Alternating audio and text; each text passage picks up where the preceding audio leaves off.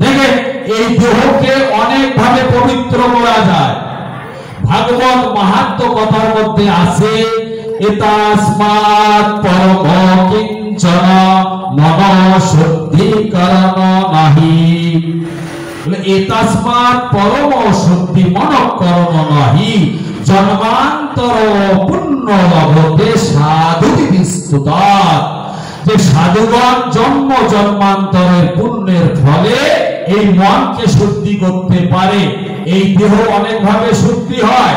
যে তুলসীর পত্রের জল মাথায় দাও শুদ্ধি হবে দেহ, গঙ্গায় ডুব দাও দেহ শুদ্ধি হবে, অগ্নি স্নান করো অগ্নিকে স্পর্শ করো দেহ শুদ্ধি হবে, শঙ্কের জল মাথায় লাগাও সনাতন ধর্ম বলছে দেহ শুদ্ধি হবে।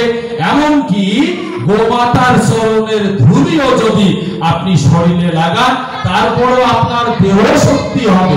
মন কি করে শুদ্ধি হবে? তো ভাগবত মাহাত্ম্যে বলা হলো এতাস্মাৎ পরম কিঞ্চন, যে জন্মান্তর কৃত পুণ্য লভতে সাধু বিস্তুতাৎ। যে হরি কথা কৃষ্ণ কথা ছাড়া মনকে আর পরিশুদ্ধ করা এই জগৎ সংসারে অন্য কোনো বস্তু নেই। জয় জয় রাধা।